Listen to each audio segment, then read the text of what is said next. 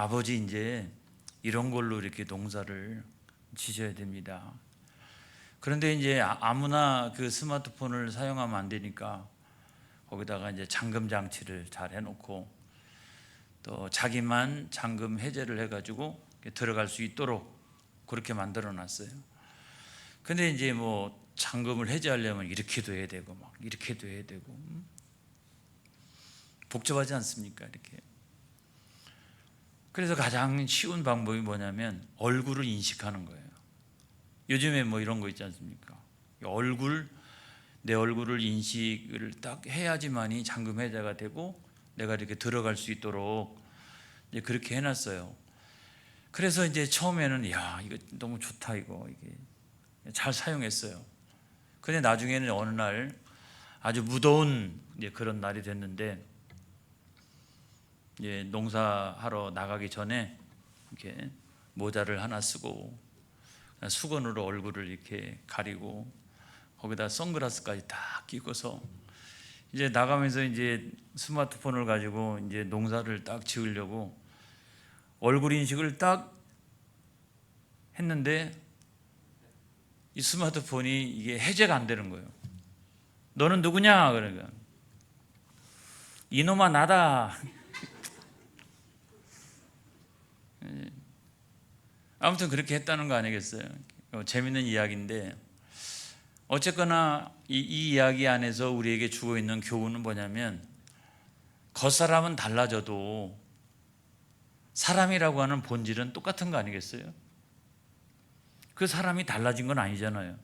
똑같은 사람인데 겉모습이 어떠냐에 따라서 인식을 하기도 하고 인식을 못하기도 하고 이런 것 아니겠습니까? 근데 마찬가지로 오늘 우리가 이 저녁에 함께 공부하려고 하는 것은 구약성경과 신약성경, 구약과 신약의 관계 이런 것들에 대해서 같이 논의를 해보려고 그래요. 여러분 구약성경과 신약성경은 얼마나 다를까요? 어떤 사람은 그런 얘기를 하는 경우도 있어요. 구약성경에 나오는 하나님은 무서운 하나님, 신약성경에 나오는 하나님은 사랑이 넘치시는 하나님. 또 구약성경은 어떤 율법으로 구원을 받는 것 같고 신약성경은 하나님의 은혜로 구원을 받는 것 같고 아무튼 뭐 이런 나름대로의 생각을 가지고 있어요. 근데 여러분 그거는 우리의 생각이에요. 오해예요. 절대로 그렇지 않습니다. 구약성경과 신약성경은 본질에 있어서 하나의 성경인 거예요. 할렐루야. 그래서 구약성경과 신약성경이 좀 달라 보여도 본질에 있어서는 하나의 성경인 거예요. 성경이라고 하는 본질은 같은 거예요. 할렐루야. 오늘 이 시간에 우리가 살펴보려고 하는 그 중요한 핵심은 이제 바로 그와 같은 내용인데, 자 오늘 그 기독교 강요 제2권 10장 제목을 한번 살펴보도록 하겠습니다. 간단하죠? 구약과 신약의 유사성. 제가 오늘 제목을 적다가 저는 유사점 이렇게 했는데 구약과 신약은 유사하다는 거예요. 그 본질에 있어서는 동일하다, 같다 이런 말이에요. 근데 어떻게 해서 구약과 신약은 읽어보면 내용이 아주 다른 것 같은데 왜 본질에 있어서 같으냐? 그거는 예수 그리스도 안에서 같으다. 할렐루야. 여러분 그 사실이 중요한 거예요. 아니 두께도 틀리잖아요. 내용도 다르잖아요. 근데 왜 같으냐? 본질에 있어서. 그건 다른 게 아니라 구약 성경이든 신약 성경이든 다 누구에 대하여? 예수님에 대하여. 할렐루야. 그래서 예수 안에서 이 본질은 같다 이런 거예요. 할렐루야. 그래서 여러분 오늘 우리가 본문으로 잡았던 히브리서 13장 8절에 있는 말씀을 한번 살펴보겠습니다. 여기 보면 이렇게 되어 있죠. 자, 시작. 예수 그리스도는 어제나 오늘이나 영원토록 동일하십니다. 여러분, 어제라고 얘기하면 예수 그리스도가 이 세상에 태어나시고 이 세상에 오시고 그 이전에 어제라고 얘기하면 그 어제는 언제일까요? 구약 아니겠어요? 오늘은 언제일까요? 그건 신약 아니겠어요? 그러면 예수 그리스도는 구약이나 신약이나 동일하시다. 할렐루야. 그러니까 예수 그리스도 안에서 구약과 신약이라고 하는 것은 동일하고 본질에 있어서는 같다라고 하는 것을 우리에게 이제 가르쳐 주고 있는 거죠. 칼빈이 이야기했던 것을 한 세 가지로 이렇게 핵심 요약해 가지고 정리를 해보면 첫 번째는 이런 거예요. 자, 다 같이 한번 읽어보겠습니다. 구약과 신약은 같은 언약으로 천국을 소망하게 한다. 구약과 신약은 같은 언약이다. 그리고 다 천국을 소망하도록 한다. 이런 건데, 그 유명한 칼빈이 그 기독교 강요에서 이렇게 이야기를 했어요. 시작. 유대인들 구약 백성에게 주신 하나님의 언약은 본질상 우리 신약 백성의 것과 완전히 동일하다. 이게 칼빈이 한 말이거든요. 그러니까 유대인들이나 오늘날 그 신약 백성들이나 아무튼 주신 하나님의 언약은 동일하다는 거예요. 여러분 동일해요? 여러분 동일합니까? 우리가 구약의 언약을 이렇게 생각해 보면 구약에 나와 있는 하나님의 약속이잖아요. 약속에 보면 아브라함이라든지 아무튼 이렇게 이삭이라든지 또는 야곱이라든지 요셉이라든지 그 하나님의 약속들이 거기 쭉 나오지 않습니까? 근데 그 약속들을 보면 어떤 느낌이 드세요? 자식에 대한 것 많잖아요. 내 자식이 말이야, 하늘의 별과 같이 많고 바닷가의 모래알처럼 많을 거야. 그리고 땅에 대한 약속도 있지 않습니까? 내가 젖과 꿀이 흐르는 땅을 줄 거야. 그 다음에 재산에 대한 약속도 많이 나오잖아요. 가축이 막 양도 많고 소도 많고 염소도 많고 아무튼 그런 그 우양을 많게 하시겠다라고 하는 내용이 많이 나와 있어요. 그래서 우리가 구약의 언약이라고 하는 것은 대부분 현세적인 것이구나 이게. 구약 성경을 읽다가 보면 구약의 약속이라고 하는 것은 대부분 그런 것 같아요. 이렇게. 안 그래요? 그 현세적인 축복인 것 같아요. 그러니까 저 영원한 천국에서나 이런 게 아니고 오늘날 세상에서 내가 현세를 살아나갈 때 받을 수 있는 복, 그게 하나님께서 구약을 통해서 우리에게 주시는 어떤 약속인 것 같다. 이제 그런 느낌이 들어요. 그러니까 구약의 약속이라고 하는 것은 자식도 많이 낳고 땅도 많이 이렇게 차지하고 그 다음에 또 재산도 많이 불려가고 아무튼 그렇게 되는 것이 구약의 약속인 것 같다라는 생각이 들잖아요. 그런데 칼빈은 절대로 아니다. 그렇게 이야기를 했어요. 칼빈이 뭐라고 얘기했냐면 이렇게 얘기했어요. 자, 구약의 언약이란 주로 현세적인 복이 아니다. 이게 이제 소결론인데, 자, 칼빈이 이야기한 걸 다시 한번 인용을 해보겠어요. 시작. 이런 현세적인 복은 구약 백성들을 영원한 복으로 인도하기 위한 그림자요 거울이다. 이렇게 얘기했어요. 물론 구약에 보게 되면 현세적인 복이 많이 나와 있지만 그것은 그 구약의 현세적인 복에 만족하라고 하는 게 아니고 아무튼 그걸 통해서 하나님이 주시는 그 영원한 복으로 나아가기 위한 그림자와 같은 것이다. 그렇게 이제 설명을 했는데 그게 이제 성경에 그 과연 그렇게 되어져 있느냐 하는 걸 보게 되면 여러분 히브리서 11장 9절로부터 10절까지 있는 말씀을 한번 살펴보도록 하겠습니다. 시작. 믿음으로 그가 이방의 땅에 있는 것 같이 약속의 땅에 거류하여 동일한 약속을 유업으로 함께 받은 이삭 및 야곱과 더불어 장막에 거하였으니 이는 그가 하나님이 계획하시고 지으실 터가 있는 성을 바랐습니다. 아멘.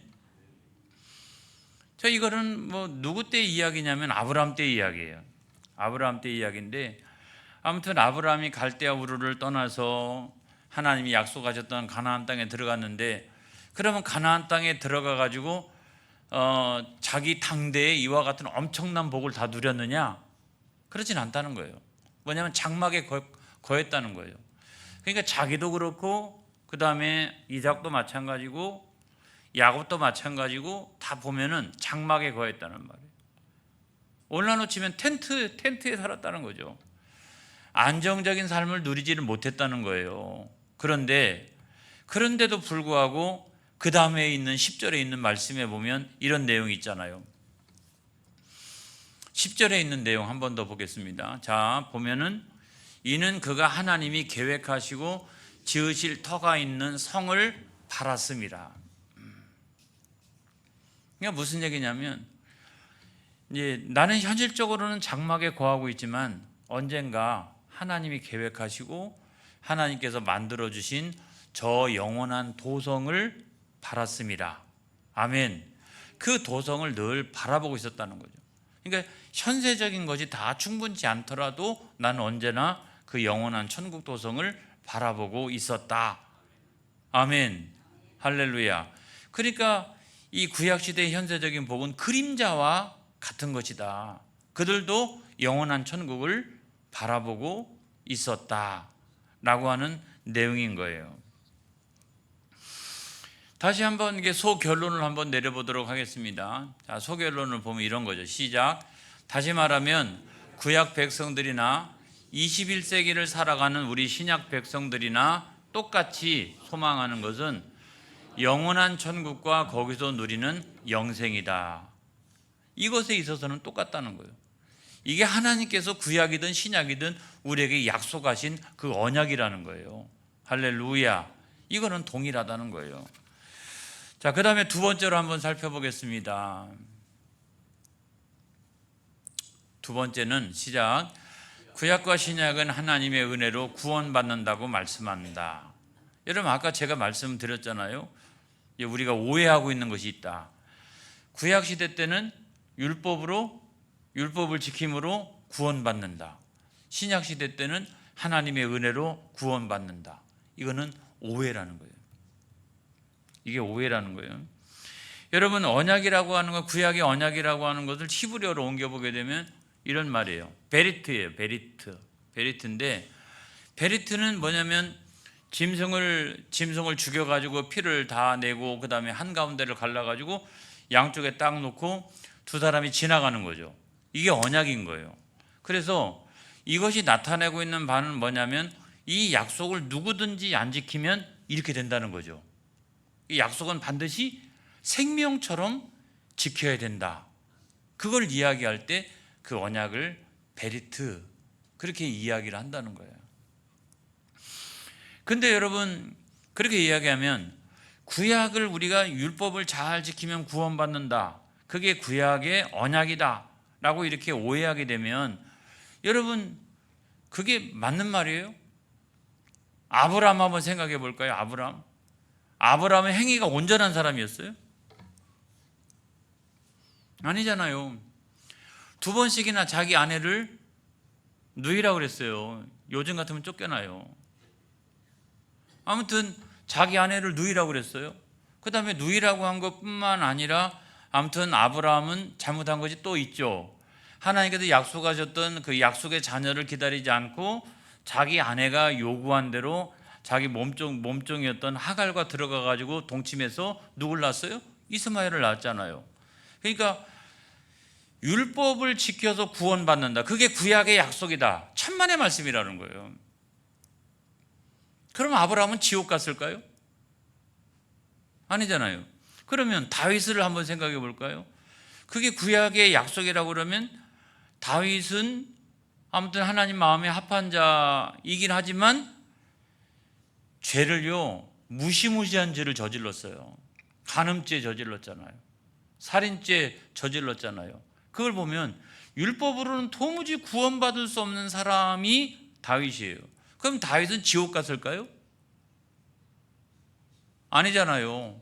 여러분, 우리가 그걸 생각해 보면 구약은 그런 것 같은데 실제적으로 신앙의 구약에 나와 있는 그 영들의 이야기를 생각해 보면 그 율법을 다 지켜가지고 하나님의 구원에 이른 사람이 있다 없다? 없다는 거예요. 구약에도 없어요, 여러분. 구약에 아주 유명한 대제사장들이라든가 제사장들은 그러면 뭐 죄 안 짓고 이랬을 것 같아요? 그러지 않아요. 그들이 율법을 다 지켜가지고 구원받고 천국 들어가고 그렇게 된 거지 결코 아니라고 하는 거예요.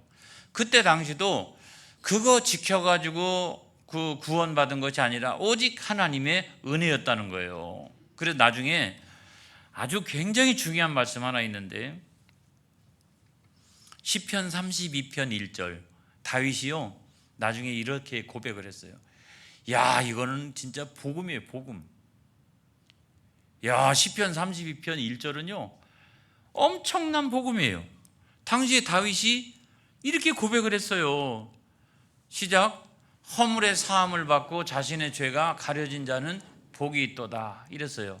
자, 허물이 없어서가 아니잖아요. 허물의 사함을 받고 자신의 죄가 없는 게 아니잖아요. 그런데 그 죄가 가려진 자는 복이 있도다.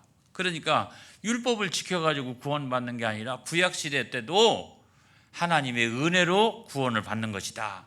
아멘. 그때도 하나님의 은혜로 구원을 받았다. 여러분 그 사실을 믿으시기를 바랍니다. 그래서 이제 칼빈이 이런 얘기를 했어요. 칼빈이 아주 대단한 신학자죠. 시작. 구약의 언약 역시 인간의 공로나 율법의 행위가 아니라 오직 하나님의 값없는 은혜에 기초하고 있다. 구약을 다 읽어보게 되면 그렇다는 거예요.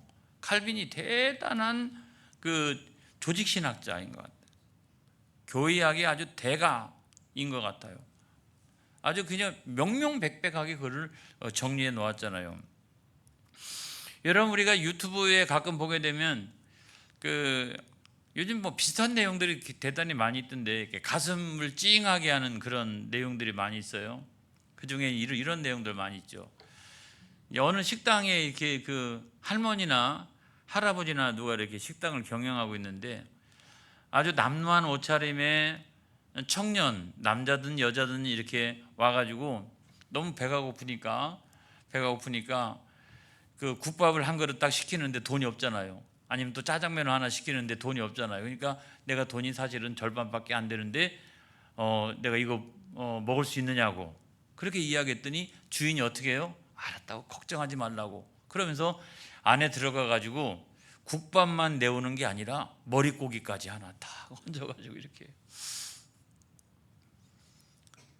그거를 이제 눈물을 흘리면서 맛있게 먹고 난 다음에 나중에 어느 정도 시간이 지나가지고 막 그 지역이 재개발 이런 거 되거나 아니면 그 가정에 그 주인집 가정에 무슨 문제가 생겨가지고 그 가게를 폐업하게 되고 자신은 병 들어가지고 집안에 누워 있는데 나중에 그 국밥을 공짜로 먹고 간 그 청년이 나중에 와가지고 은혜를 갚는 유튜브에 요즘 그런 거의 비슷비슷한 내용들이 굉장히 많이 요즘 이렇게 그 있는 것을 우리가 볼 수가 있어요. 유튜브 그 쇼츠에 이렇게 있는 내용들인데 근데 여러분 거기서 가만히 생각해 보면 주인이 은혜를 베풀 때 은혜를 베풀고 한편은 은혜를 갚는 거 아니겠어요?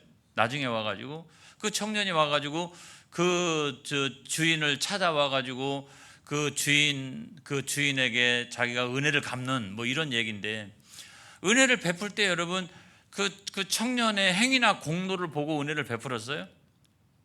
아니잖아요. 오히려 불쌍히 여기고 내 자식같이 여기고 그런 마음을 가지고 이렇게 은혜를 베푼 거 아니겠습니까? 그리고 거기에 감동해가지고 나중에는 자기가 성공해서 찾아와가지고 그 은혜를 갚는다라고 하는 이 이야기는 대단히 성경적이라고 생각해요. 우리가 그런 은혜를 받았으니 어떻게 나머지 생에는 은혜를 보답하는 인생을 우리가 살아가야 된다. 거기서도 보면 하나님의 은혜는 값없는 은혜 이런 것이 아니겠습니까? 구약시대 때 제사를 한번 생각을 해보겠어요.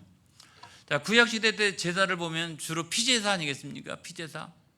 피제사인데 자, 속죄제를 드릴 때도 마찬가지죠. 피를 흘려가지고 내 죄를 짐승에게 전가해가지고 아무튼 그거를 잡아가지고, 그렇죠.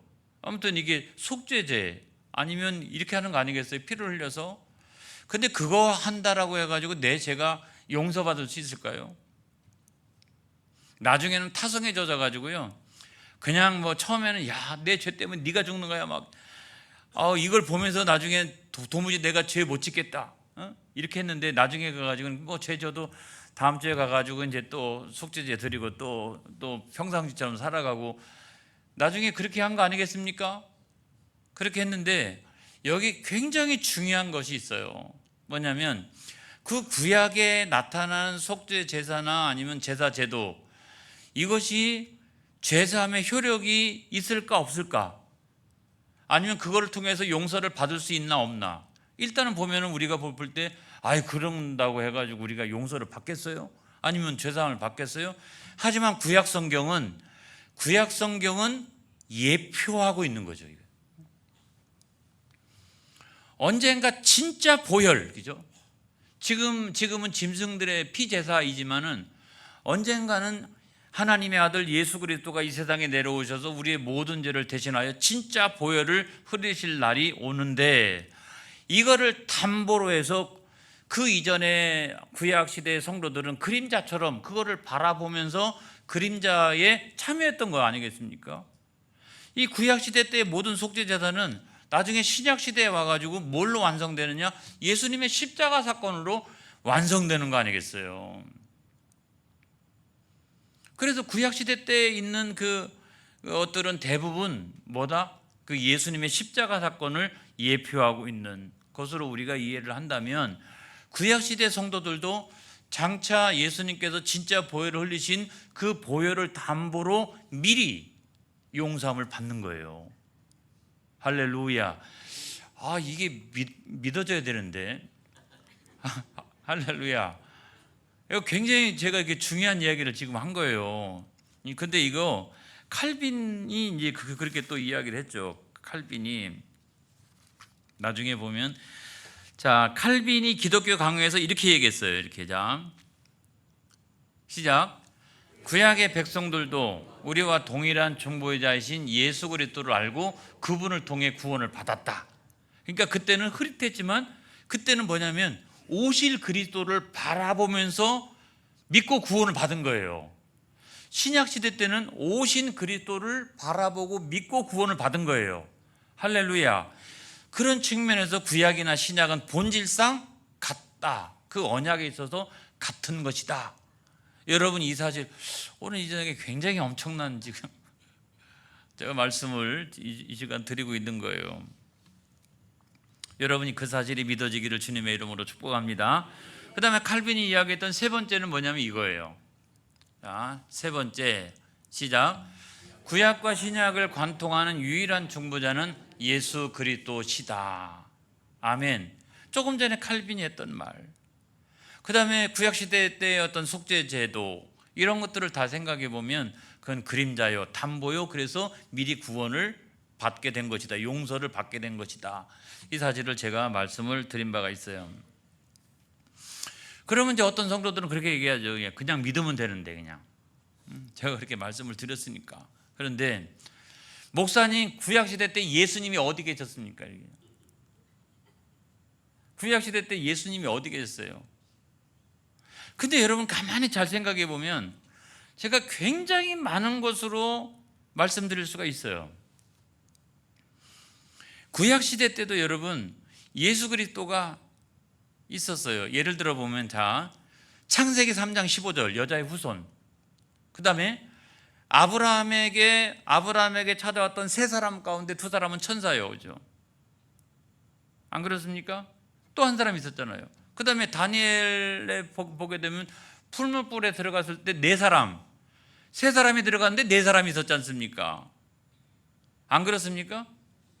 그 다음에 뭐 그거 말고라도 제가 좀 적어놓은 거 한번 보면, 구약시대 때 성막, 그 다음에 그 제사장, 또 속죄제도, 유월절 어린 양, 유월절 어린 양, 또 아니면 이사야서 52장 53장, 또 말라기의 맨 마지막에 나오는 이 떠오르는 해, 그죠?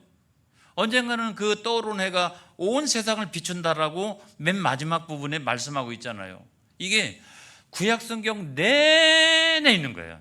구약 성경 내내. 그리고 그대로 신약 성경에 예수님께서 세상에 오신 거예요. 할렐루야. 아멘. 그러니까 구약 성경에는 뭐 예수님, 그 예수님이라고 하는 표현이 없을지 몰라도 예수 그리스도가 거기 쫙 있었던 거예요. 그리고 신약 시대는 그 실체로서 예수님께서 이 세상에 오신 거죠. 그래서 어떤 사람은 이걸 갖다가 이 산봉우리에 떠오르는 해로 비유하는 경우도 있어요. 자, 산봉우리가 이렇게 있는데 해가 중천에 떠올랐어요. 동쪽에 있는 사람들은 이미 중천에 떠올랐기 때문에 그 해를 바라보면서 등산하는 거고, 그 서쪽에 있는 사람은 해를 등지고 내려가면서 이렇게, 그게 구약과 신약과 같은 것이다. 그러니까 구약은 뭐냐면 오시는 예수 그리스도를 바라보고 믿은 거요. 그 다음에 신약은 뭐예요? 오신 예수 그리스도를 바라보고 믿은 것이다. 그러므로 본질상 예수 그리스도 안에서 신약과 구약은 같은 언약이다 라고 하는 것을 말씀해 주고 있는 거죠. 여러분 믿습니까? 그러면 구약은 없어도 된다라고 하는 건 완전히 다 이단인 거예요. 그건 아주 잘못된 거예요. 진짜로 있다니까요. 제가 봤다니까요. 우리 옆 교회 때 자기들끼리 나가가지고 막 몰래 목사님 몰래 가가지고 예배드리고, 제가 그런 집단을 본 적이 있어요. 자기들은 구약 필요 없다라고 하고. 여러분 그건 완전히 잘못된 거다. 그 다음에 또 다른 하나는 뭐냐면, 구약 시대 때의 신앙의 영들을 이렇게 쭉 보면 그 신앙의 영들이 대부분 누구를 예표한다?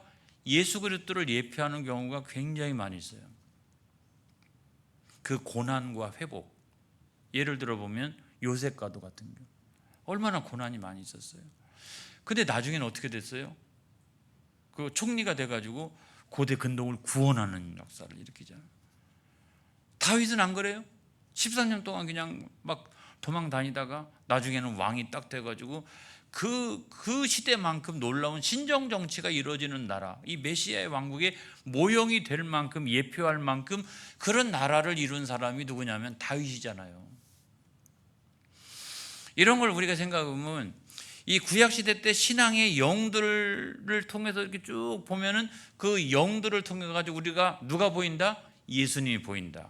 그리고 그런 모형과 그런 예수님의 모형과 예수님을 예표하는 그런 사람들이 있다는 거죠. 그래서 구약 성경은 단 한마디로 얘기하면 예수님을 가르치고 있는 거다, 이렇게. 예수님을 가르치고 있는 거다, 이렇게. 모든 것이 예수님을 가르치고 있고, 신약 성경은 그 예수님이 세상 가운데 실제로 오신 것이다. 여러분 그 사실을 믿으시기를 주의 이름으로 축복합니다. 그래서 저는 오늘 이렇게 결론을 좀 내려보면, 자, 결론 다 같이 한번 읽어보겠습니다. 자, 첫 번째로 구약과 신약의 66권은 오직 한 분 예수 그리스도라는 한 편의 장엄한 드라마다. 두 편이 아니라는 거예요. 그 다음에 두 번째로 시작. 구약과 신약은 껍데기만 다를 뿐 알맹이는 완벽하게 동일하다. 누구 안에서? 예수 그리스도 안에서. 그 다음에 세 번째로 구약과 신약은 붕어빵이다. 그래서 아무튼 구약과 신약은 붕어빵이라는 거예요. 구약의 붕어빵은 신약이고 신약의 붕어빵은 구약인 거예요. 아멘. 그래서 본질에 있어서는 같은 언약이다라고 하는 사실을 여러분 믿으시기를 바랍니다. 할렐루야. 기도하겠습니다.